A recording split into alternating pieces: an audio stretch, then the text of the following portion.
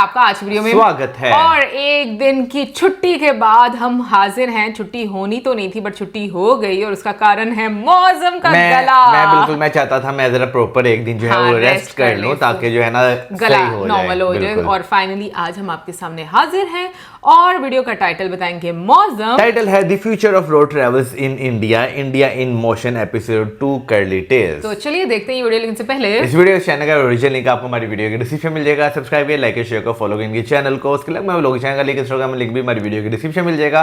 Subscribe करिए, like share को follow करें। चलिए देख लेते हैं ये वीडियो। ये तो दार्जिलिंग लग रहा है। असम, वेस्ट बंगाल के साथ पूरा बीच में एक बड़ा बड़ा गड्ढा था। बारिश होने के टाइम में अभी पूरा कीचड़ ही कीचड़।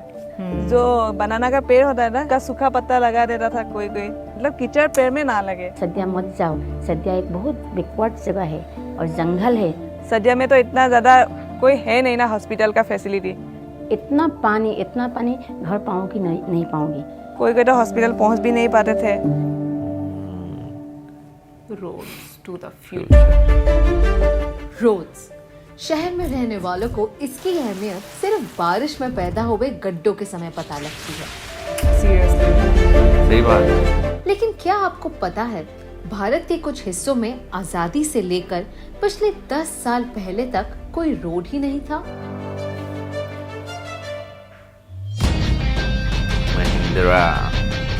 हाय, मेरा नाम है काम्या जानी।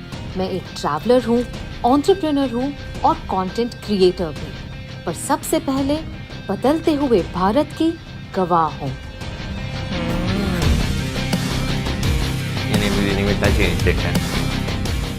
मैं निकली हूँ भारत की एक ऐसी रोड ट्रिप पर जहाँ जानूंगी कैसे है हमारे मौजूदा सड़कों की स्थिति और कैसा लगता है the future of road travel.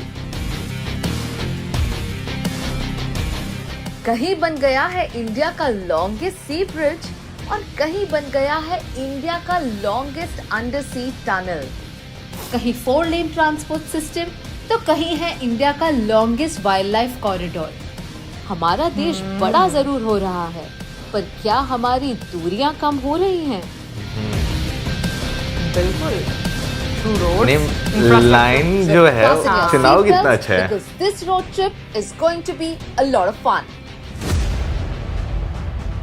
वो अटल है ना? नहीं ये वाला अटल सेतु नहीं था? नहीं, मुझे कोई और लग रहा था। अटल सेतु है ये। अच्छा, मुझे वैसे कोई और लगा था। मुझे अटल सेतु ही लग रहा था यार। हो सकता है वही हो। वैसे मुझे तो कोई और हो। ठीक है, मैं ज्यादा एक्साइटेड हो रही हूँ। रोड इंफ्रास्ट्रक्चर को देश के डेवलपमेंट का आर्टरीज माना जाता है। देश के 90% लोग रोड से ट्रैवल करते हैं। 64.5% प्रोडक्ट्स को रोड्स की मदद से एक जगह से दूसरी जगह तक पहुंचाया जाता है। शायद हम इसके बारे में ज्यादा सोचते नहीं, पर बेटर इंफ्रास्ट्रक्चर से क्वालिटी ऑफ लाइफ और प्रोडक्टिविटी बढ़ती है।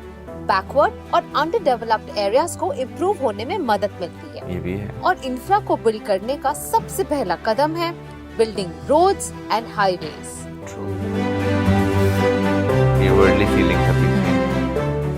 भारत का capital expenditure 2014 capital expenditure 2 lakh crore से भी कम था। 2 लाख करोड़ रुपए से कम था। आज ये 11 लाख करोड़ से भी ज्यादा हो गया है। इतना इंफ्रास्ट्रक्चर बना है भाई, वो एक्सपेंस रोड देखे की कितना ज्यादा हो गया है। देश की कनेक्टिविटी, डीकंजेशन, ट्रैफिक और पोल्यूशन को घटाना कोई आसान बात नहीं, especially in the 7th largest country of the world, that is India. कहीं गुड क्वालिटीज रोड बिल्ड होते थे, पर दूसरा डिपार्टमेंट उसे खोदकर वाटर पाइप बिछा देता था। ऐसे ही है। यहाँ पर अभी तक ऐसे ही है। कोऑर्डिनेशन की वजह से 15 सालों से पेंडिंग थे। प्राइम मिनिस्टर ने ऑब्जर्व किया कि सरकारी विभागों का एक दूसरे के साथ ना कोई संवाद होता है, न ही जानकारियों का कोई तालमेल। ये अटल सेतु है ना? दिखा दे। और इन्हीं सब में काम आया प्रधानमंत्री मोदी जी का ब्रेन चाइल्ड गति शक्ति। इंफ्रास्ट्रक्चर से जुड़ी सरकारी नीतियों में प्लानिंग से लेकर एग्जीक्यूशन तक को ये नेशनल प्लान गति शक्ति देगा। सरकार के प्रोजेक्ट्स तय समय सीमा के भीतर पूरे हों, इसके लिए ये गति शक्ति नेशनल प्लान सही जानकारी और सटीक मार्गदर्शन करेगा। गति यानी स्पीड और शक्ति यानी पावरफुल। इस मास्टर प्लान को अच्छे से समझने के लिए मैं मिली ministry of commerce and industry के उन ब्राइट माइंड से जो प्राइम मिनिस्टर गति शक्ति नेशनल मास्टर प्लान को दिशा दे रहे हैं।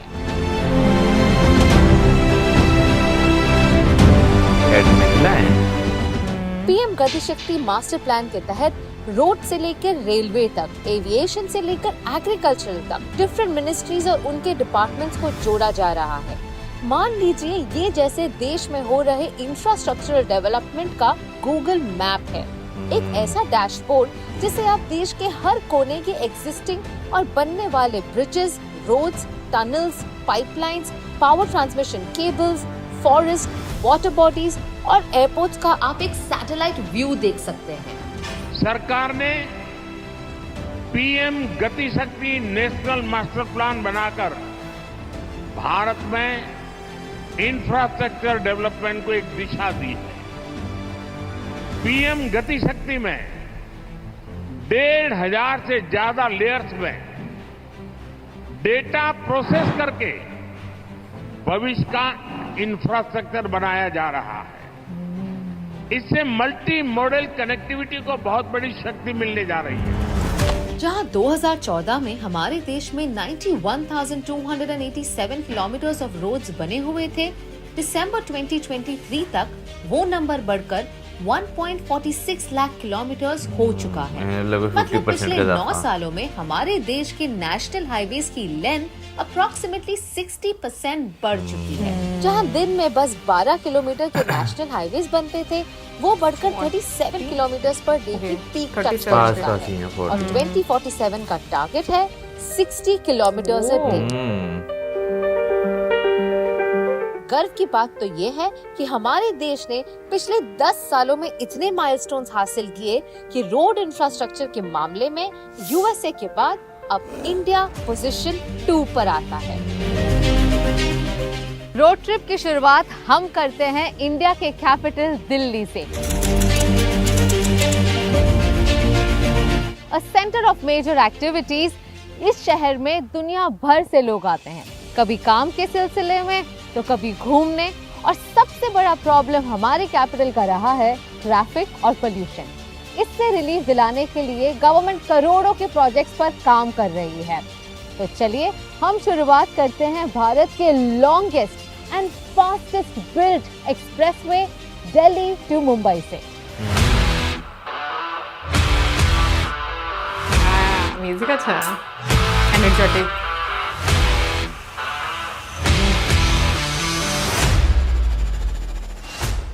1380 किलोमीटर का ये रोड जो कनेक्ट करता है भारत के 2 इकोनॉमिक कॉरिडोर्स को, पूरे भारत का सबसे लंबा एक्सप्रेसवे है जो दिल्ली से मुंबई का ट्रैवल टाइम आधा करेगा, 24 घंटों से सिर्फ 12।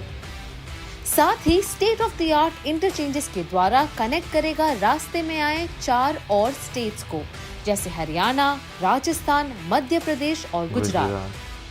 ये है 8 लेन एक्सप्रेसवे जो 12 लेन तक एक्सपैंड हो सकता है। And trust me when I से दिस, अब जब भी इस रोड पर ड्राइव करेंगे, आई बेट अब सारे इंटरनेशनल रोड का एक्सपीरियंस यूं भूल जाएंगे।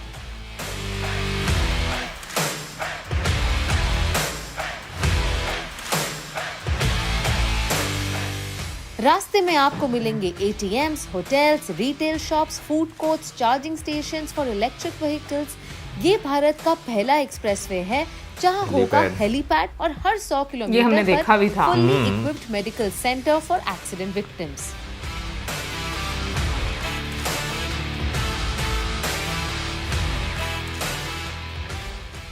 Wow, what a joy it is to drive on this road. No jerks, no discomfort, बिल्कुल smooth.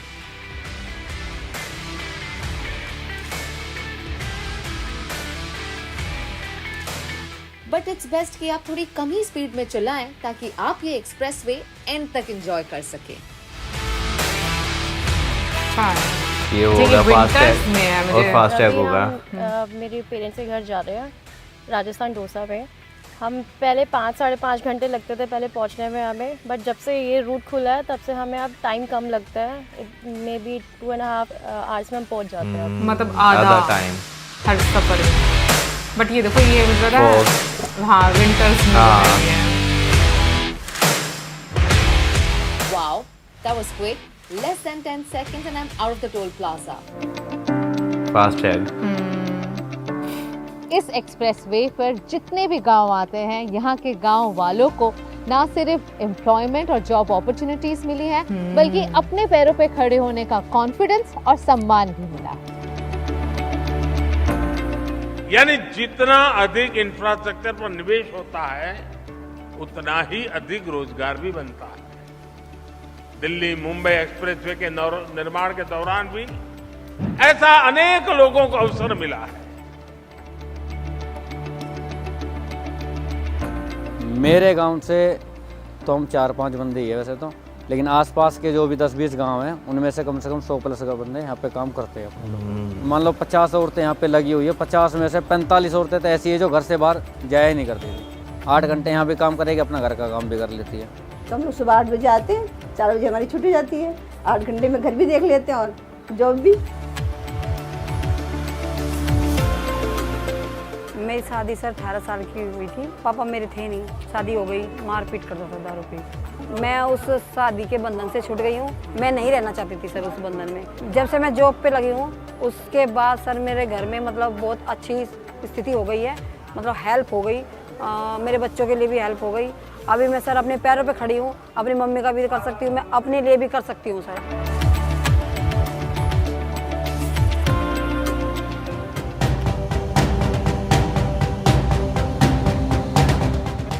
सुना है दिल्ली वालों को घूमने का बड़ा शौक है, चाहे वो हिमाचल की वादियां हो या उत्तराखंड के पहाड़। दिल्ली को देहरादून, हरिद्वार, चंडीगढ़, मेरठ, जयपुर, अमृतसर और कतरा जैसे सिटीज से कनेक्ट करने के लिए बेहतर सड़कों का निर्माण किया जा रहा है। जैसे अब मैं हूँ ईस्टर्न पेरिफेरल एक्सप्रेसवे पर। चौड़ी सी 8 लेन ये एक्सप्रेसवे बहुत ही कंफर्टेबल राइड देगी आपको और आगे ही जाकर कनेक्ट करेगी दिल्ली देहरादून एक्सप्रेसवे से, जिस पर है एशिया का longest elevated wild life corridor. जिसका मतलब है कि राजाजी नेशनल पार्क के ऊपर बिना किसी वाइल्ड लाइफ को डिस्टर्ब किए एक ऐसा रास्ता बनेगा जिससे आप देहरादून पहुंच पाएंगे सिर्फ 2 घंटे में, instead of 5.5 hours earlier.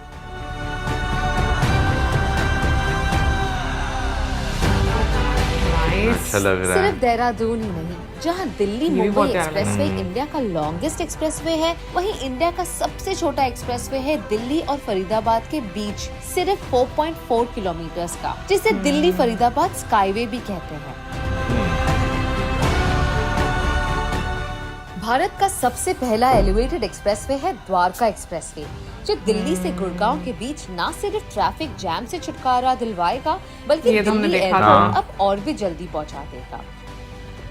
Delhi Meerut expressway ये इंडिया का सबसे वाइडेस्ट एक्सप्रेसवे है विद 14 लेन्स। 96 किलोमीटर्स का बना ये एक्सप्रेसवे दिल्ली को कनेक्ट करता है मेरठ से। 2.5 घंटे का रास्ता कट शॉर्ट कर चुका है to just 45 minutes। Golden Temple, माँ वैष्णो देवी, गुरुद्वारा दरबार साहिब, इन सभी रिलीजियस प्लेसेस को कनेक्ट करेगा दिल्ली अमृतसर कटरा एक्सप्रेसवे। इन नए एक्सप्रेसवेज और हाईवेज के कंस्ट्रक्शन के लिए लैंडफिल साइट, म्यूनिसिपल वेस्ट और वेस्ट प्लास्टिक का यूज किया जा रहा है। यानी इंफ्रास्ट्रक्चर के साथ एनवायरनमेंट का भी ध्यान दिया जा रहा है। अच्छा कर्व है ना? नाइस। अब मुंबई आए हैं, देखते हैं। है तो वो दिल्ली तो मुंबई था। हाँ।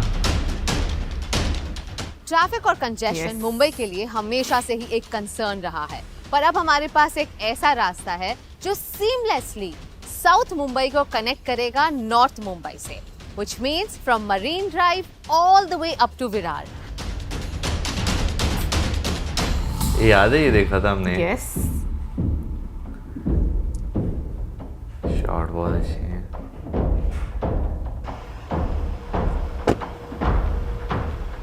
Wow, would you believe if I से कि हम पूरी तरह से पानी से घिरे हुए हैं। This is India's first ever under sea tunnel जो मुंबई की सारी ट्रैफिक और कंजेशन को खत्म कर देगा। This is the famous twin tunnels of Mumbai coastal road. ये ट्रैवलर्स का 70% ट्रैवल टाइम और 34% फ्यूल बचाएगा। ये ट्विन टनल्स बनाए गए हैं to cross through Malabar Hill and Girgaon Chowpatty.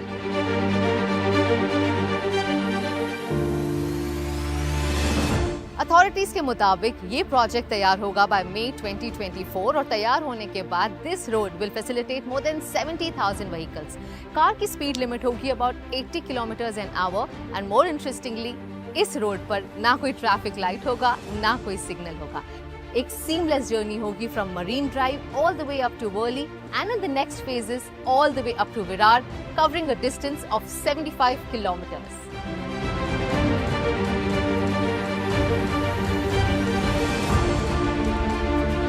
कहीं बन रहा है अंडर सी टनल तो कहीं बन रहा है the longest sea bridge of India. अभी मॉडल कुछ नहीं कहना चाहता। नहीं, वो ही है, वो ही है।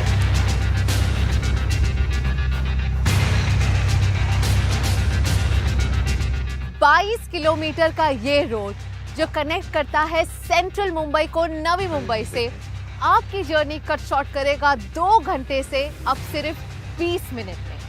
This is truly an engineering marvel and I am on Mumbai Trans Harbour Link. ये एक 6 लेन एक्सप्रेसवे है जो सिवरी से शुरू होकर थाने क्रीक को क्रॉस किए नावा सेवा पर एंड होगा। इस नए सी ब्रिज का मकसद है मुंबई सिटी को डीकंजेस्ट करने का और नवी मुंबई और रायगढ़ डिस्ट्रिक्ट में डेवलपमेंट फैसिलिटेट करने का। ये लिंक आपको फास्ट कनेक्टिविटी देगा to Mumbai Goa highway, Alibag Virar multi modal corridor और upcoming Navi Mumbai international airport. Atal Setu विकसित भारत की तस्वीर है। विकसित भारत कैसा होने वाला है उसकी एक झलक है। विकसित भारत में सबके लिए सुविधा होगी, सबकी समृद्धि होगी, गति होगी, प्रगति होगी। विकसित भारत में दूरियां सिमटेगी, देश का कोना कोना जुड़ेगा, जीवन हो या आजीविका, सब कुछ निरंतर बिना रुकावट के चलेगा। सिर्फ मुंबई में ही नहीं, ऐसा state of the art engineering Marvel आपको मिलेगा नागपुर में भी, जहां बन रहा है इंडिया का पहला 4 लेवल ट्रांसपोर्ट सिस्टम। गुजरात में बना है इंडिया का सबसे पहला और लंबा 8 लेन वाला केबल ब्रिज, नर्मदा ब्रिज।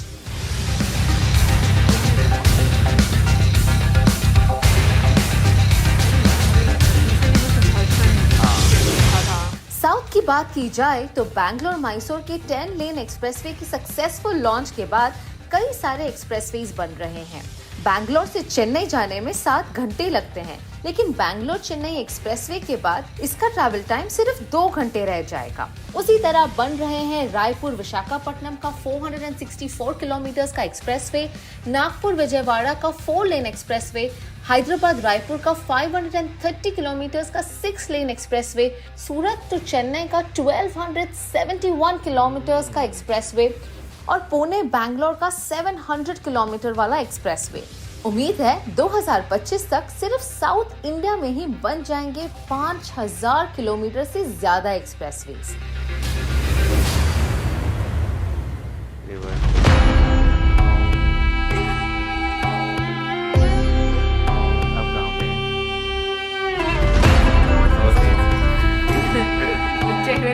जहां बड़े शहरों को चाहिए फास्ट एक्सप्रेसवेज, वहां छोटे शहरों को चाहिए लास्ट माइल कनेक्टिविटी।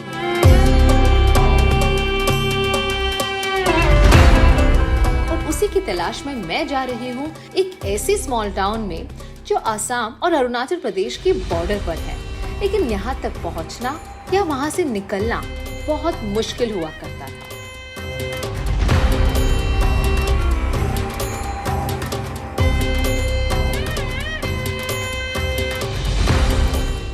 मैंने सोचा था मुझे नॉर्थ ईस्ट में एक रस्टिक वाइब मिलेगी, कच्चे रास्ते, शायद कुछ potholes, but this is so different than my imagination. यहाँ है स्मूथ रोड्स और सीमलेस कनेक्टिविटी।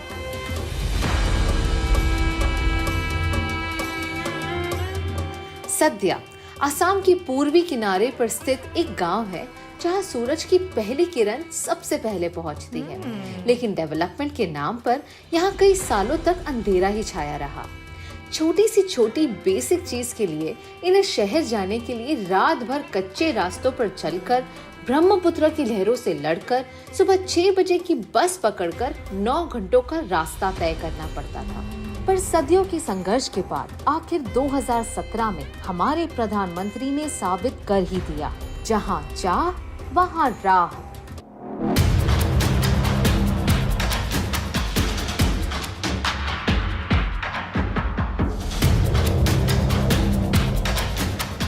और इसी सोच ने जन्म दिया आसाम के ढोला और अरुणाचल बॉर्डर के बाद सद्या को जोड़ने वाला नॉर्थ ईस्ट का पहला और सबसे लंबा सी ब्रिज, ढोला सादिया सेतु या the Bhupen Hazarika bridge.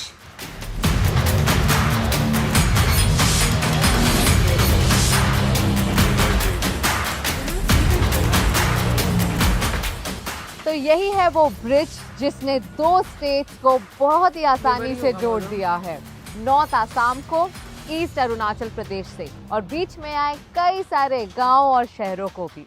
Bhupen Hazarika bridge ने 6 घंटों के रास्तों को कट शॉर्ट कर दिया है, अब सिर्फ 1 घंटे।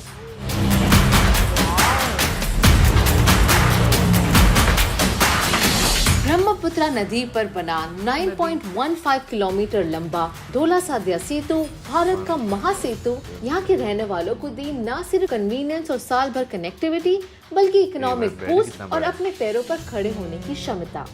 सद्या तक पहुँचना अब कोई मुश्किल बात नहीं है।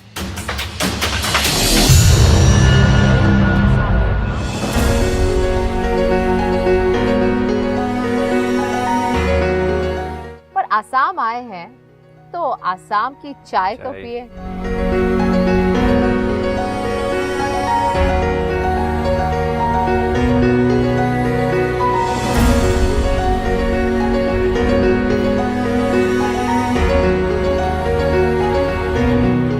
आप मैम इतना दूर से यहाँ में पहुँचे हम लोग को ढूंढने के लिए, बहुत खुश है हम लोग। अभी ब्रिज होने के कारण जमीन का वैल्यू बढ़ गया है। हम लोग का यहाँ में ऐसा हो गया रास्ता, अभी अरुणाचल का भी बन गया है, हम लोग का आसाम का भी बन गया है। मोदी सरकार जी ने हम लोग को ब्रिज बना दिया था। इतना आदमी गया, इतना आदमी हम लोग को पैदल चल के हम लोग को देखने के मिला। हम लोग कहाँ है हम लोग को मालूम नहीं, इतना सुंदर जगह। मैं मेकअप करती हूँ, अभी मेकअप के सिलसिले में सदिया आती हूँ। हम लोग को सपना जैसा लगता है आजकल, इतना सुंदर जगह है यहाँ में। हम लोग आए थे, इतना सुंदर हो गया, इतना सुंदर हो गया, हम लोग स्वर्ग में जैसे लग रहे।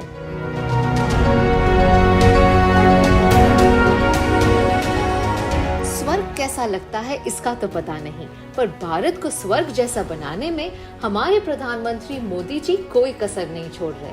पिछले 10 सालों में नॉर्थ ईस्ट में रोड्स 1.5 गुना ज्यादा बढ़ गए हैं। की प्रोजेक्ट्स की बात की जाए तो डुबरी से फुलबरी वाला 4 लेन हाईवे 7 घंटों की जर्नी कट शॉर्ट होगी टू जस्ट 27 मिनट्स। आसाम को शिलोंग से जोड़ता हुआ हाईवे 5 घंटों की जर्नी कट शॉर्ट करेगा सिर्फ 2.5 घंटों में। और ठीक इसी तरह आसाम की दूसरी ओर डुब्रीकर और धेमाजी डिस्ट्रिक्ट से कनेक्ट करता हुआ बना 3 लेयर ट्रांसपोर्टेशन वाला ब्रिज, द बोगीबिल ब्रिज, जो रोड, रेल और पेडेस्ट्रियन के चलने की सुविधा देता है। ये 5 किलोमीटर वाला लंबा ब्रिज सिर्फ रोड ही नहीं बल्कि रेल कनेक्टिविटी भी देता है। This is India's longest and Asia's second longest rail cum road bridge. ऊपर चलती है गाड़ियां और नीचे चलती है रेलगाड़ियां। लेकिन अभी जो ब्रिज दोनों तरफ हो गया है, पहले बहुत सारा आदमी लोग को भी दिक्कत होता था, फिर अभी होने के बाद वहाँ से अरुणाचल से भी आसाम तक आदमी लोग आते हैं by distance road, by road trip.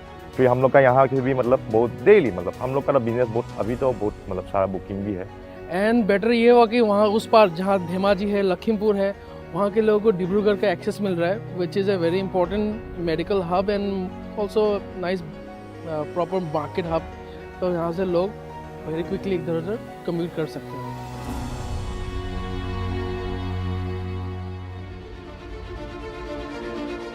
Bharat के प्लेन रोड्स में तो एक्सप्रेसवे बन सकते हैं, पर पहाड़ों का क्या? हमारे देश का 1/4 से ज्यादा हिस्सा माउंटेन्स और हिल्स का है। टफ टेरेन्स की वजह से यहाँ कभी रोड्स बन ही नहीं पाए। पर इन एरियाज में कनेक्टिविटी बेहतर करने के लिए और ट्रैवल टाइम कम करने के लिए भारत में कई मेगा टनल्स का निर्माण किया जा रहा है। सबसे पहले बात करते हैं अटल टनल की, जो दुनिया का हाईएस्ट ऑल्टीट्यूड टनल है। हिमाचल प्रदेश में स्थित ये भारत के लॉन्गेस्ट टनल्स में से एक है। भारी स्नोफॉल की वजह से मनाली और लाहौल स्पीति वैली का रास्ता बंद पड़ जाता, पर ये 9.02 किलोमीटर लंबा टनल अब देगा न सिर्फ ऑल ईयर कनेक्टिविटी बल्कि ट्रैवल टाइम और डिस्टेंस भी कम करेगा। ठीक उसी तरह कश्मीर में बन रहा है जोजिला टनल। 14.15 किलोमीटर लंबा ये टनल श्रीनगर, कारगिल और लेह के बीच फासले कम करेगा और वो भी तो पूरी जो नहीं का सप्लाई साल भर शुरू रहेगा। हाई ऑल्टीट्यूड, टफ टेरेन और एक्सट्रीम वेदर कंडीशंस में काम करना कोई आसान बात नहीं, पर जानकर गर्व होता है कि ये 2 lane bidirectional single tube tunnel 3 से 4 घंटों के रास्ते को 15 मिनट में खत्म करेगा। बात डेमोक्रेसी की हो या संकल्प डेवलपमेंट का हो, आज जम्मू कश्मीर पूरे देश के लिए एक नया उदाहरण प्रस्तुत कर रहा है। बनती चाहे एक कंक्रीट सड़क ही है, पर वो लोगों के भूले सपनों को उड़ान देती है। प्राइम मिनिस्टर का विकसित भारत का सपना अब दूर नहीं। अब देश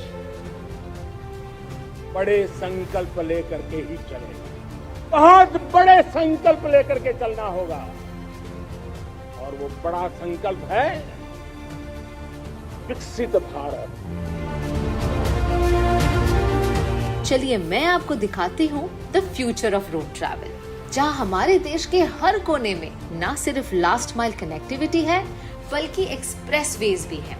छोटे से छोटे शहरों में फ्यूचरिस्टिक इंटरचेंजेस, अंडरसी टनल्स, सी ब्रिजेस, मल्टी लेवल रोड्स और मल्टी लेवल पार्किंग भी है। गाड़ियां महंगे और इम्पोर्टेड पेट्रोल या डीजल पर नहीं बल्कि एथेनॉल और हाइड्रोजन पर चलती हैं। कहीं वाटर टैक्सीज तो कहीं फ्लाइंग कार्स। इंफ्रास्ट्रक्चर बिल्ड होने से हम अपने काम को इजीली एक्सपैंड कर रहे हैं। देश की इकोनॉमी बढ़ रही है और हमारी कमाई भी। हर फैमिली के पास एक इको फ्रेंडली गाड़ी है। ट्रैफिक और pollution levels at all time low. घर पहुंचते पहुंचते कोई फ्रस्ट्रेशन नहीं, रिजुविनेशन होगा। सपने हम देख रहे हैं और संकल्प कर रहे हैं हमारे प्रधानमंत्री। कैसा लगा आपको future of road travel in India? बहुत अच्छा। आपके सारे एनआरआई फ्रेंड्स इंडिया की टिकट बुक कर रहे हैं, पर आप एंजॉय करो, आपकी सीट बेस्ट है। मैं चलती हूँ एक और रोड ट्रिप पर। Until then, it's me Kamya जानी signing off। भाई दोस्तों यारों के साथ जब भी आपके प्लान बनते हैं ना, तो सबसे पहली प्रायोरिटी आपकी होती है रोड ट्रिप्स की। ठीक है, तो रोड ट्रिप पे जब आपको जो है ना तब भी जाने का मजा आता है जब भाई जो सी डेस्टिनेशन आप डिसाइड करते हैं ना, वहां तक रास्ता बहुत अच्छा जो है वो बना और खूबसूरत हो। तो भाई रोड बहुत इंपॉर्टेंट है। बिल्कुल, और मुझे लगता है कि जब भी हम इंफ्रास्ट्रक्चर की बात करते हैं उसमें रोड्स बहुत इंपॉर्टेंट रोल प्ले करती हैं। लास्ट टाइम पर जब हम लोगों ने वीडियो देखी थी तो हम लोगों ने रेल नेटवर्क की देखी थी, आज हम लोगों ने रोड नेटवर्क की देखी है कि जो कनेक्टिविटी है वो कितना इम्पॉर्टेंट रोल प्ले करती है। और गवर्नमेंट का जो फोकस है उसकी वजह से एक इंसान की लाइफ में नहीं बल्कि हज़ारों करोड़ों, इनफैक्ट जो उस जगह से लोग जुड़े हुए हैं उन सब की लाइफ जो है वो बिल्कुल चेंज हो जाती है। और मैं ये बात ज़रूर बोलूँगी कि मतलब रिसेंटली हम लोगों ने कुछ ऐसे इंफ्रास्ट्रक्चर देखे हैं, ऐसे प्रोजेक्ट्स देखे हैं इंडिया में जिनका इनॉग्रेट किया गया है, जो कि वाकई में इंजीनियरिंग मार्वल है, जो कि हमारे लिए ना काबिल यकीन टाइप है, क्योंकि हमने कभी देखे नहीं है। क्योंकि हमारे कंट्री में ऐसा कभी होता नहीं है ना, इसलिए। लेकिन ये है कि आपको इंटरनेशनल लेवल का वो इंफ्रास्ट्रक्चर नजर आ रहा है, उस प्रोजेक्ट में जो क्रिएटिविटी, जो यूनिक प्रोजेक्ट्स जो आपको नजर आ रहे हैं, तो मतलब इस तरह का ये होता था कि लोग बाहर के मुल्कों में जाकर देखना जो है वो प्रेफर करते थे कि लाइक वहाँ पर इंफ्रास्ट्रक्चर बहुत अच्छा, बट अपने खुद के कंट्री में वो सब चीज़ें होना, मुझे लगता है ये बहुत गर्व की बात होती है। यार देखिए, सबसे पहले आपने यहाँ पे लोगों की बात की ना, तो भाई देखें, एक रेलवे लाइन, एक सड़क या एक एयरपोर्ट जहाँ जहाँ बनते हैं, जहाँ जैसे गुजरती है, जहाँ जो उसे स्टेशन मिलता है ना, उससे वो खाली उस टाउन को या आप कह ले गाँव को फायदा नहीं हो रहा था, उसके आसपास आप कह ले कि 20, 30, 40 जितने भी कस्बे गाँव होते हैं ना, सारों को वो चीज़ जो है ना वो बेनिफिट करती है। जैसे बीच में अभी हमने देखा जो है, जैसे जो राजस्थान में जो है, जैसे एक टोल प्लाजा था, वहां पर आसपास के जितने गांव हैं वहां से तकरीबन 100 के करीब लोग जो हैं वो उस टोल प्लाजा पे जो है वो नौकरी कर रहे हैं। डिफरेंट जो है सेक्टर उन्हें जो है मिले हुए हैं, बहुत सारे लोग जो है वो इंडिपेंडेंट हुए हैं। तो भाई इसमें कोई शक नहीं कि आपके मुल्क में कोई चीज़ बनती है, बेशक वो इंडस्ट्री की सूरत में बने, बेशक रोड की या किसी और नेटवर्क की सूरत में बने, तो बहुत सारे लोगों को रोजगार मिलता है। अच्छा, मुझे एक चीज़ बहुत अच्छी लगती है कि पीएम मोदी जी जब भी विकास की बात करते हैं ना, उसमें महिलाओं को बहुत ज़्यादा वो शामिल करते हैं और प्रेफरेंस देते हैं। ये चीज़ बहुत अच्छी है। अभी जितनी भी महिलाओं को हम लोगों ने देखा, मतलब एक तो मैं ये बात बोलूँगी कि 8 घंटे की ड्यूटी करना, फिर उसके बाद घर का काम करना, तो वो तो बिल्कुल मैं कहूँगी ये सुपर लेडीज़ हैं अपने आप में। फिर उसके बाद एक महिला जिन्होंने जिक्र किया कि उनकी जो मैरिड लाइफ थी वो बहुत ज़्यादा ख़राब थी, और वो पहले उसमें एक तरह से देखा जाए तो वो बंधी हुई थी क्योंकि वो इंडिपेंडेंट नहीं थी या उनके पास कोई सोर्स ऑफ इनकम नहीं होगा। लेकिन जब उनको एक सोर्स ऑफ इनकम मिला, तो जब वुमेन एम्पावरमेंट आप करते हैं और महिलाओं के लिए आप ऑप्शंस निकालते हैं ना, मुझे लगता है कि ये चीज़ बड़ी अच्छी थी, क्योंकि मुझे लगता है कि एक महिला ना इतनी स्ट्रांग होती है कि वो एक ही टाइम में ना बहुत सारी चीज़ें कर सकती है। लाइक वो आप कह लो कि उसके अंदर ये एबिलिटी ऊपर वाले ने दी है कि वो मल्टीटास्क वाली जो एक कह लो ना खूबी है उसके अंदर। तो मुझे बड़ा अच्छा लगा कि जैसे उन्होंने बीच में बोला कि अब वो उस रिश्ते से भी निकल गई हैं, एक तरह से टॉक्सिक रिलेशन में। सीरियसली महिलाओं के लिए सबसे रहने का जो कारण होता है ना, वो यही होता है क्योंकि उनके पास कोई और रास्ता नहीं होता, चॉइस नहीं होती, पीछे से घर वालों की उस तरह से सपोर्ट नहीं होती। तो मुझे लगता है कि औरत जितनी इंडिपेंडेंट होगी उसको उतना ज़्यादा जो ना उसकी लाइफ अच्छी भी होगी और सोसाइटी में वो अपना रोल बड़ा अच्छा प्ले कर सकती है। यार सबसे बड़ी चीज़ ये है कि आप जो है ना पावर कितनी देते हैं यहाँ पर, जो क्या नाम लेते हैं, जैसे अभी हमने बीच में देखा, जैसे जो है वो मिनिस्ट्री में गई जहाँ पर जो है प्रोजेक्ट जो हैंडल कर रहे थे, बिल्कुल। लेकिन मुझे हैरानगी ये हुई, तुमने क्यों ये एक बड़ा ना एक बड़े शॉकिंग वे में पूछा कि महिला हैं, ऐसा क्यों था? वो मैं क्या ना, वो शॉकिंग वे नहीं था। वैसे मैं कहता जो हेड कर रही हैं वो महिलाएं। नहीं, तूने पूछा महिला हैं, तो आई वाज लाइक कि मौत में ऐसे क्यों पूछ रहा है? नहीं, वो वैसे शॉकिंग वे उसमें कोई नहीं था, क्योंकि भाई इंडिया में बहुत बड़े प्रोजेक्ट्स या चीफ इंजीनियर्स जो हैं आपको वो महिलाएं जो है वो देखने को जो है ना मिलती है, एक अच्छा खासा कॉन्ट्रीब्यूशन जो है वो देखने को मिलता है। लेकिन क्योंकि वो मिनिस्ट्री थी, इसी वजह से मैं शायद वहाँ पे सोचा था कि शायद कोई मेल हेड होंगे, लेकिन वो फीमेल हेड थी, इसलिए मैंने कहा कि महिलाएं जो हेड कर रही हैं, तो वो ये था, उसमें कोई शॉकिंग वाली मेली चीज। खैर उसके अलावा अगर और भी देखा जाए तो आपको जो है ब्रिजेस के बहुत ज्यादा जो है वो बेनिफिट जो है वो देखने को मिलते हैं। जैसे कि मुंबई में हम बात कर लें तो सबसे पहले तो हमें वर्ली सी लिंक जो है वो देखने को मिलता है, लेकिन अब आपको जो है अटल सेतु जो है वो देखने को मिला। फिर उसके अलावा नॉर्थ ईस्ट में बात की जाए तो एक टाइम था जब आपको ये सुनने को मिलता था कि भाई नॉर्थ ईस्ट में जो है ना कनेक्टिविटी इतनी अच्छी नहीं है, लेकिन अब वहाँ पे भी आपको अच्छी खासी कनेक्टिविटी जो है वो देखने को मिलती है। और इवन के कुछ वहाँ पे ऐसे भी जो प्रोजेक्ट जो है, जैसे आपसे मैंने पहले भी जिक्र किया था कि वो मंजूर हो प्रपोज हो चुके हुए हैं, जिसमें जो है इंडिया को बाय रोड जो है म्यांमार थाईलैंड तक जो है वो जोड़ने का बिल्कुल वो एक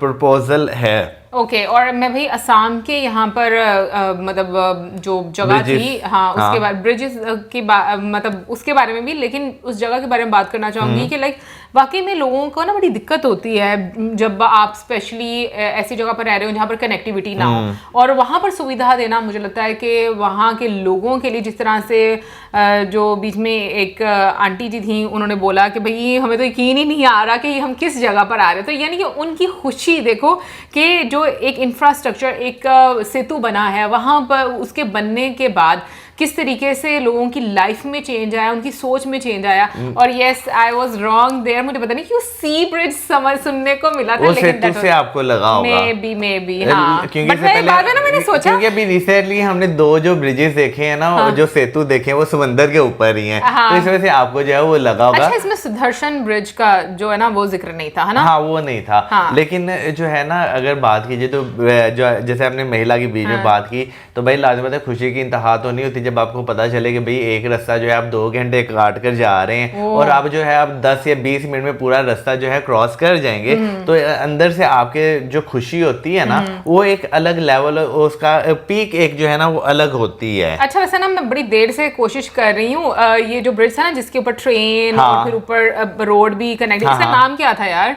बिग पता नहीं, बोगी ब्रिज। हाँ, बोगीवाल ब्रिज कुछ इस तरह। हाँ, मैं वही देखने की कोशिश कर रही हूँ, लेकिन ये कि ये भी बहुत ज्यादा खूबसूरत था। हाँ। मतलब मुझे ये चीज लगती है कि देखो कि ये कितना आप देखो कि इसको मजबूत बनाया गया है कि इस पर आप ट्रेन भी गुजर सकती है और ऊपर से आपको पता है पहले वैसे इन्हें शायद नहीं आइडिया होगा, सरगोदा जब हम जाते हैं तो रास्ते में जो चिनाब का ब्रिज आता है ना, वो ऐसा ही है। उसमें इनसे नीचे से ट्रेन गुजरती है। अब तो खैर वो नया पुल बन गया हुआ है, लोग पुराना पुल उन्होंने जो है वो सिर्फ बाइक्स के लिए और छोटी गाड़ियों के लिए जो है, हाँ कभी सच में नहीं देखा। तो उसमें से नीचे से ट्रेन गुजरती है और ऊपर से जो है ना वो छोटी गाड़ियां जाती हैं। जाएंगे ना वहां पर सरगोदा जाएंगे ना, तो सरगोदा से हम लोग बाइक पर आ जाएंगे, ठीक है? बहुत दूर है, फिर गाड़ी पे आ जाएंगे। फैसलाबाद से नजदीक है। ओके, फैसलाबाद। अब ठीक है, देखेंगे भाई किस तरह से प्लान करते हैं। मतलब मैंने अगर कभी हम लोग उधर से गुजरे तो मुझे दिखाना, क्योंकि सीरियसली मुझे इस चीज बिल्कुल ऐसा बना हुआ है। नहीं, बिल्कुल ऐसा नहीं है। वो 2 हिस्सों में डिवाइड है, क्योंकि वो बीच में से जो उस टाइम अंग्रेजों ने पटरी बिछाई थी, अंग्रेजों कोई काम है भाई, पाकिस्तानियों का कोई काम नहीं है। वो इस तरह बिछाई थी कि भाई वो, क्योंकि वो बीच में ना एक आइलैंड बना हुआ है पूरा दरिया के बीच में, तो एक आइलैंड, वो उससे एक आइलैंड तक और फिर उस आइलैंड से आगे जो है ना ट्रैक बिछाया हुआ है। ओके, मतलब चलो, असल में हम हमेशा जब भी गए यहाँ से जय माथे ना, वो रात में ट्रेन गुजर जाती है, तो इस वजह से आपको कभी आइडिया नहीं हुआ। मतलब ऊपर नीचे नहीं बना हुआ, ऐसे ऐसे बना हुआ है वो ब्रिज, तुम कह रहे? नहीं, ऊपर बना हुआ है। अच्छा चलो भाई, ये तो ना अब मैं कभी जिंदगी में मौका मिला तो मैं देखूंगी, क्योंकि वाकई में मेरे लिए बहुत ज़्यादा हैरानगी की बात है कि पाकिस्तान में ऐसा ब्रिज अवेलेबल है। बट ये कि भाई आज जितना भी हम लोगों ने वीडियो देखा है, बहुत ही अच्छा वीडियो था, क्योंकि एक तरह से जितने भी सारे प्रोजेक्ट्स हैं उनके बारे में और जो आने वाले प्रोजेक्ट्स हैं उनके बारे में जो है वो बताया गया।